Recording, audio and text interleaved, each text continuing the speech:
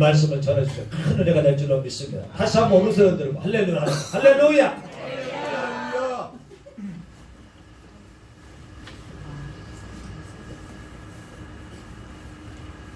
할렐루야. 아까 드럼 치시고 막 찬송 부르시는데 너무 뜨거웠습니다. 제가 예전에 큰 교회 있을 때 제 밑에 전도사가 한 10명 있었는데 시키면 다 했어요. 근데 나중에 내가 뭘 혼자 다 어디 수련회 가고 와서 나 혼자 뭐 하려다 보니까 아무것도 못하겠어요. 맨날 시켜만 버릇해갖고. 그래서 그 다음 해에 제일 좋은 부서 발령이 났는데 정말 시골 교회 좀 꼭 내려보내주세요. 담임 목사님한테 정말 너무 간절히 부탁해서 시골 교회 갔어요. 시골 교회 갔는데 의정부에 있는 이제 송암교회라고 로망이었어요. 시골 교회 가면 이렇게 교인들하고 같이 밥도 막 고추장 넣어서 비벼 먹고 참기름 넣고 이렇게 할 수 있겠구나 하는데 그건 꿈이고요. 일단 석유부터 새벽 4시에 넣어야 되더라고요. 석유부터 가서 사다가 넣고 아이들이 새벽 기도에 나오는 중고등학생들이 있는데 그냥 바로 교복 입고 와서 예배드리고 바로 학교를 가니까 저 뜨거운 들통 같은 데다 물을 끓여서 일단 컵라면이라도 먹여서 보내야 되는 게 첫 번째 제가 일이었었어요. 시골교회 가서 맨 첫 번째 한 일이. 돌이켜보면 그때가 되게 은혜스럽고 오늘 저도 40일 특별 새벽 기도에 찬양 인도를 했었고 40일 특별 저녁 기도에 매일 7시에 하면서 제가 기도했던 기도 제목 중에 하나가 처음에 몇 명 없었어요. 이렇게 시작했는데 나중에 꽉 차갖고 너무 찬양 소리가 커서 주변에 민원이 많이 들어와서 경찰들이 오게 해주세요. 그런데 진짜 경찰이 와서 예배 좀. 그래서 하나님 기도 들어주셔서 감사합니다 이렇게 기도했거든요. 네. 우리 느사랑교회도 그런 찬양과 은혜가 넘쳐나는 그런 교회가 되시기를 주님의 이름으로 기원드립니다. 아멘. 오늘 씨 뿌리는 사람이라는 물론 여기 권사님, 집사님 이 비유에 대해서는 무지 많이 들어보셨을 거예요. 제가 오늘 김영창 목사님을 생각하면서 무지 많이 들었던 이 씨 뿌리는 사람의 비유에 대해서 그리고 어르신들이 많다고 이렇게 제가 들었는데 그 많은 어르신들하고 이 말씀을 어떻게 은혜스럽게 나눠볼까 사실 되게 많이 고민했었어요. 왜냐하면 저는 스마일 안과에 아까 잠깐 인사드렸던 대표 원장님하고 함께 일하는 교회 한동준 목사입니다. 제가 질문 하나 드릴게요. 여러분들에게 오늘 주일날 오셨으니까 농사 지어보신 분 혹시 계십니까? 농사 지어보신 분 되게 많을 거라고 생각 들어요. 아니, 다 지어보셨죠? 너무 존경스럽습니다. 제가 다른 데 가서 농사 좀 지어봤다고 막 되게 자랑하거든요. 근데 생각해보니까 텃밭에 그냥 이렇게 씨 뿌려보고 농사 지어본 게 다인데 맨날 농사 지어 서울 사람은 농사 안 친 사람이 되게 많으니까 제 나이 또래. 저는 농사를 좀 농부대학도 나왔어요. 농사 막 그래서 거름 어떻게 만들고 테이프 어떻게 쓰고 이런 것도 많이 배웠는데 이론적으로만 아는데 농사 지어보신 분들의 그 지혜와 모든 이런 식물은 농부의 발자국 소리를 듣고 성장한다 이런 소리 멋있는 얘기도 많이 듣고 했는데 어쨌든 제가 아는 농사의 지식이란 그냥 이랑하고 고랑을 만들어서 거기다 씨를 뿌려서 이렇게 잘 나중에 거름을 주고 대비를 잘 주면 식물이 잘 자란다 이 정도일 텐데 오늘 본문 말씀이 되게 준비하면서 되게 어려웠던 거예요. 그래서 성경을 어떻게 이해해야 되지? 내가 알고 있는 농사에 대한 이해는 이게 단데 예수님은 밭에다 뿌리고 돌짝밭에도 떨어지고 가시덤불에도 떨어지고 근데 좋은 데 떨어진 거는 30배, 60배, 100배의 결실을 맺는데 그러면서 되게 의미심장한 말 하잖아요. 들을 귀 있는 사람은 들으래. 실컷 어렵게 얘기해놓고 들을 귀 있는 사람은 들으래. 이 말을 어떻게 설명하지? 라는데 고민을 하다가 하나의 방법을 찾았습니다. 이스라엘 농사 방법이 우리나라 농사 방법하고 틀렸대요. 우리나라는 이랑과 고랑을 만들어서 정성스럽게 씨를 뿌려서 하는 반면에 이스라엘은 씨를 그냥 뿌려요. 막 뿌려요. 그 다음에 땅을 갈아엎는 그걸 농사에서 하는 얘기로는 직파법이라고 합니다. 직파법. 그래서 직파 농사법을 택하고 있는 것은 당시 이스라엘의 농사법이었기 때문에 아마 예수님도 그 농사 방법을 알고 계셨기 때문에 이렇게 비유로 설명을 하셨던 것 같습니다. 그래서 제가 그 농사 방법을 직파법이라는 걸 이해하는 순간 성경 본문이 좀 확 더 많이 와닿았어요. 그래서 오늘 우리가 읽은 말씀을 제가 다시 한번 풀이를 하자 보면 씨를 뿌리는 사람이 씨를 뿌리러 나갔고 그런데 어떤 것은 길가에 떨어졌고 어떤 것은 작은 어떤 돌멩이 밭에 떨어졌고 또 어떤 것들은 가시덤불에 떨어졌고 또 어떤 것은 좋은 땅에 떨어졌습니다. 근데 여기서 참 이상하게 생각 안 들어요. 성경을 읽으면서. 그럼 씨를 뿌리는 사람이 그런 데 뿌리지 말고 좀 좋은 밭에만 뿌리면 될 텐데 이렇게 안 좋은 데 떨어뜨리는 걸까요? 씨 뿌리는 사람이 심술이 나서 그런 건 아닐 거 아니에요. 그 이유는 아까 좀 전에 얘기했던 이스라엘의 농사 방법 때문에 이제 그렇게 뿌려놓고 그렇게 땅을 뒤집는 일 때문에 직파 농사법 때문에 그렇게 되었다고 합니다. 뿌려지는 씨앗은 다 똑같은데 어떤 것은 열매를 맺고 어떤 것은 열매를 맺지 못합니다. 그렇게 되는 이유는 그 씨가 자라나는 환경과 아주 깊숙한 관련이 있습니다. 오늘 성경 말씀을 제대로 이해를 하기 위해서는 여러분들이 씨를 뿌리는 사람이 누구인가를 정확하게 이해를 해야 합니다. 씨를 뿌리는 사람이 누구냐에 따른 그 이해에 따라서 이 말씀 전체의 맥락이 바뀌어질 수도 있습니다. 하나님의 말씀이 씨인 것은 너무나 당연한 일입니다. 씨는 우리가 가만히 씨를 이렇게 작년에 내가 해바라기 씨를 놔뒀다가 올해 씨를 이렇게 심으려고 하면 그 해바라기 씨 죽어 있는 것 같죠? 죽어 있는 것 같은데 열심히 또 싹을 틔우고 꽃을 피우잖아요. 열매를 맺고. 씨라는 것은 죽어 있는 것 같지만 살아있는 생명체입니다. 그리고 더 많은 생명을 머금고 있는 씨입니다. 따라서 하나님의 말씀은 생명을 주는 것이고 살리는 것이고 사람을 살리고 세상을 살리는 것이고 그것이 곧 우리에게 복된 소식, 즉 복음이라는 그러한 사실입니다. 밭은 그 자체가 그 씨가 떨어지는 그러한 세상을 의미합니다. 이 세상은 하나님의 말씀인 생명을 받아들이는 것도 있고 하나님의 말씀을 우리가 받아들이는 그러한 곳도 있는데 그렇지 못한 곳도 생각보다는 무지 많이 있습니다. 따라서 밭이란 세상 전체를 말하고 있는 것이며 세상 전체를 이루고 있는 공동체라고 말할 수도 있습니다. 자, 그럼 씨를 뿌리는 사람이 누구일까요? 씨를 뿌리는 사람이 누구일까를 여러분들이 오늘 제대로 이해하는 것이 좋을 것 같습니다. 결론적으로 말씀드리자면 씨를 뿌리는 사람은 하나님으로만 보아도 문제가 된다는 사실을 제가 여러분들에게 말씀드리고 있습니다. 그런데 반대로 사람으로만 생각해도 문제가 된다는 것이에요. 씨를 뿌리는 사람이. 그래서 씨를 뿌리는 사람을 이해하기 위해서는 씨를 뿌리는 사람과 씨를 뿌리는 하나님과 인간의 관계성 속에서 여러분들이 이해를 해야지만 오늘 본문의 비유의 말씀을 들을 귀 있는 자는 들을지어다라는 말을 제대로 이해할 수 있을 것 같습니다.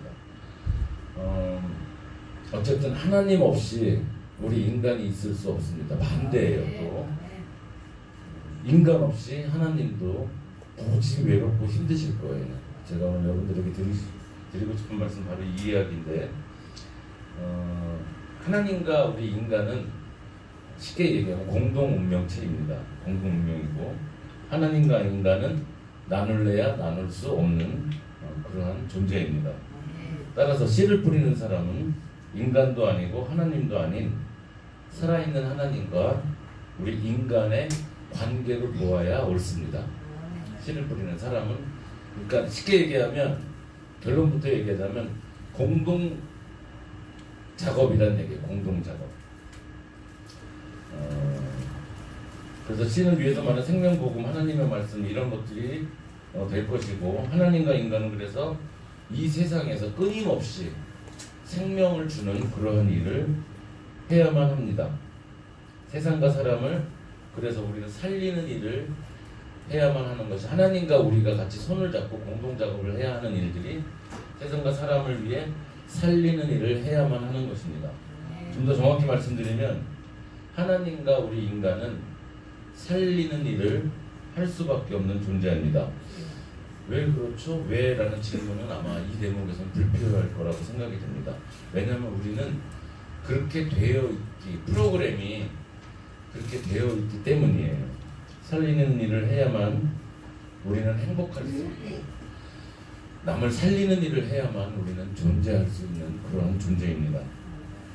하나님과 인간이 협력해서 씨를 뿌린다 해도 근데 오늘 비유의 말씀이 이제 그런 전 이해를 놓고 본문 말씀을 이해하셔야 되는 거예요. 하나님과 인간이 우리 이렇게 협력을 하고 이렇게 공동 작업을 해서 씨를 뿌린다고 해도 모두 좋은 밭에 떨어지는 게 아니래요.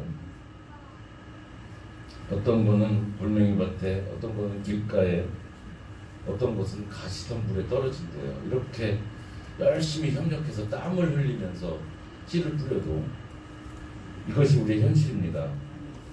우리 입맛에 딱 맞는 그런 세상이 과연 존재할까요?